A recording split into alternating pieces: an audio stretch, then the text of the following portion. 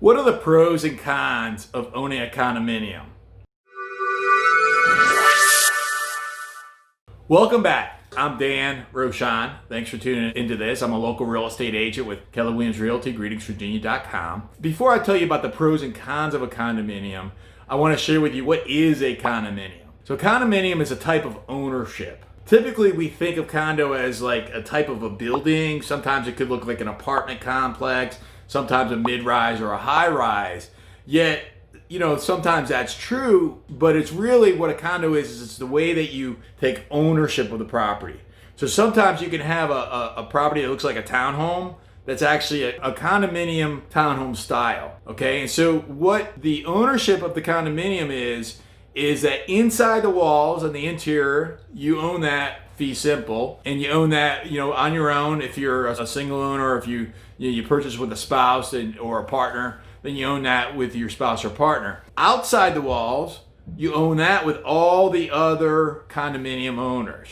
And so that's the first step of understanding. First, you have to know what is a condo. Now, the pros of owning a condominium is a lot of times the amenities are going to be, because you're partnering with other people for the exterior, you're going to likely have some good amenities. You might have like a gym or a workout room or a community room.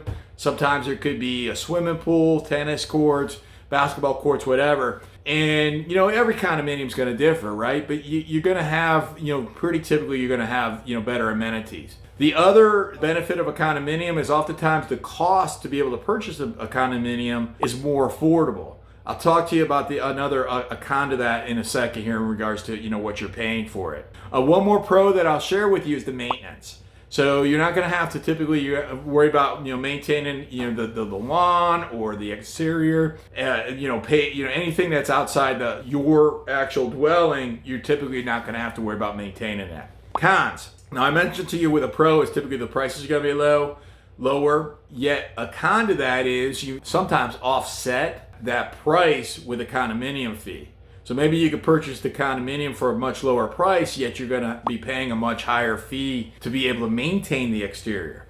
Now, typically that's going to be more true of like properties that have an elevator in them specifically, because elevators are expensive to maintain. A lot of times, particularly if it's an older property as well. So it's something that you're going to have to really make certain that you understand.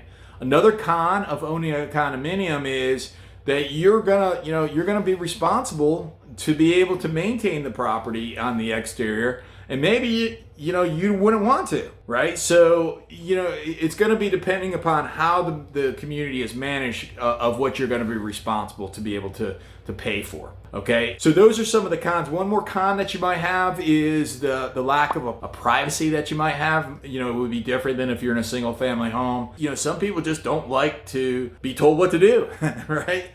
Some people would rather have no HOA or condominium association telling them, what they can do and what they can't do. And in a condominium association, there's going to, typically be rules. If you're a home buyer, you're interested to buy a condominium or a townhome or a single family home or anything else real estate related, feel free to reach out to me. My name is Dan Roshan. You can get me at 703-346-2776 or dan@greetingsvirginia.com. I can help you in Virginia, Maryland, and my team can help you in Washington, D.C. Look forward to helping. Thanks.